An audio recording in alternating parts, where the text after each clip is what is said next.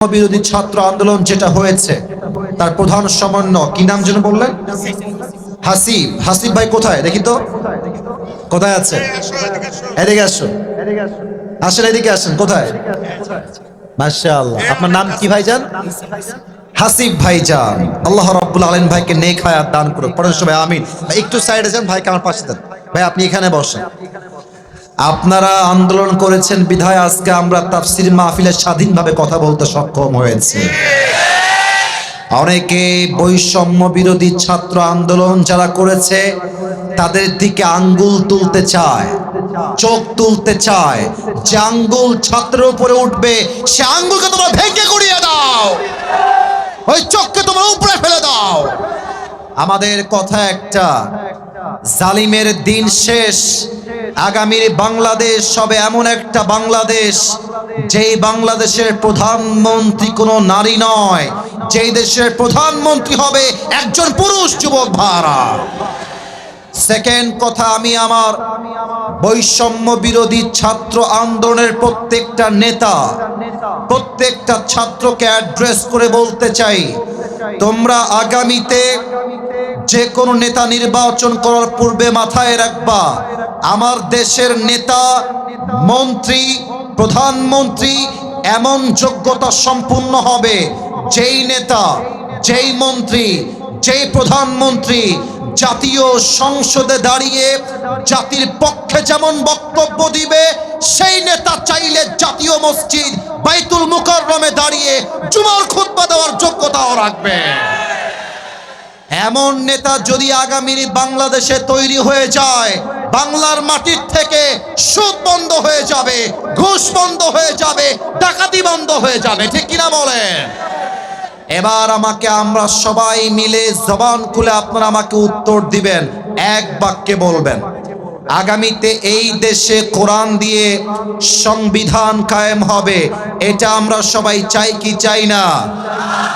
আগামীর বাংলাদেশ সংবিধান চলবে কোরআন দিয়ে, পুরো দেশটা ইনসাফ কায়েম হবে ইসলাম দিয়ে, আমরা সবাই চাই কি চাই না?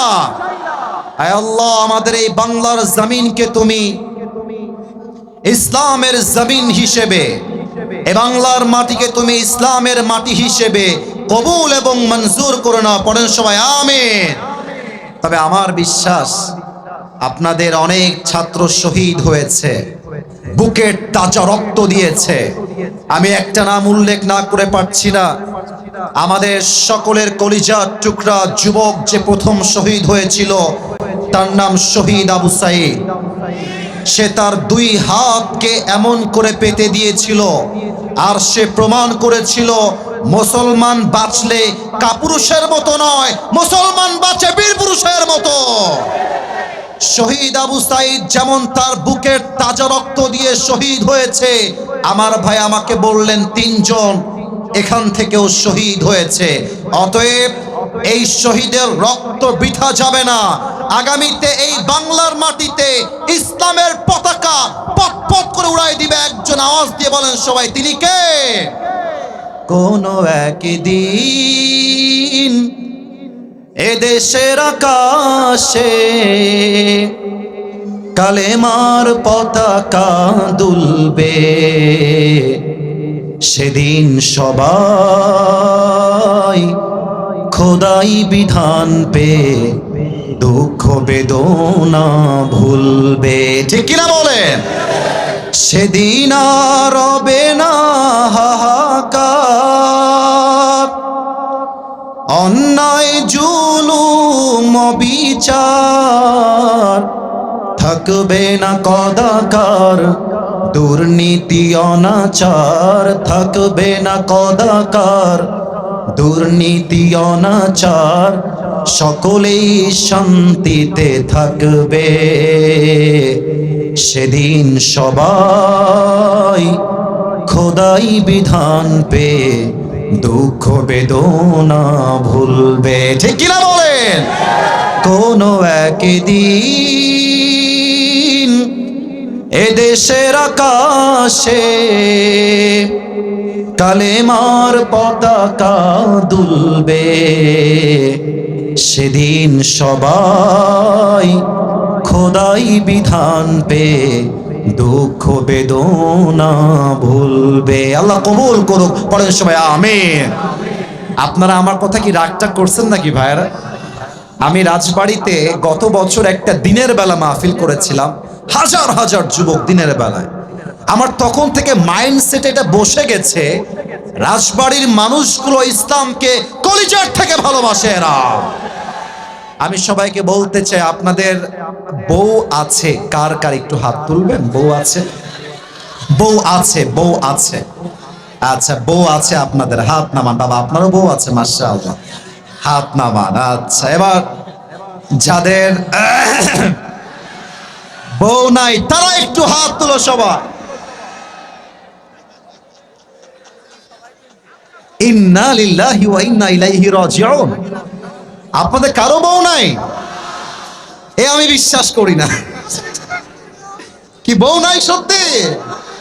আহা, তোমাদের কষ্ট কেউ না বুঝলেও আসিফ হুজুর কিন্তু বোঝে যুবক ভাইরা। আমি আমার প্রত্যেকটা আব্বা জানদেরকে বলবো, আরে বেটা হাত নামা।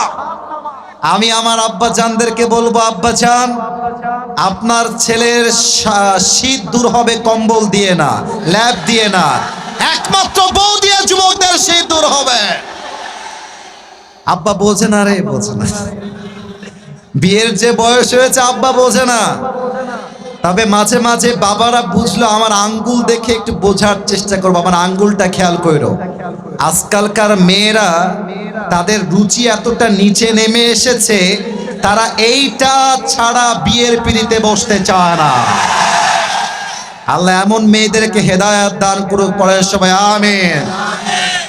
আমার কথা হচ্ছে, তুমি তোমার পছন্দের মেয়েকে আই লাভ ইউ বলো, আমার কোনো আপত্তি নাই। তুমি তোমার পছন্দের মেয়েকে ভালোবাসো, আমার কোনো আপত্তি নাই। তবে সমস্ত ভালোবাসা হবে বিয়ের আগে নয়, সব ভালোবাসা হবে বিয়ের পরে, ঠিক কিনা বলে?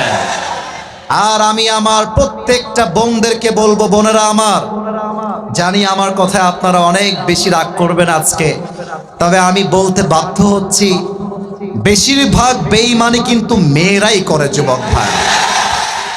কারণ মেয়েদের কাছে কেন যেন মনে হয় যে এই যুবকটা কামাই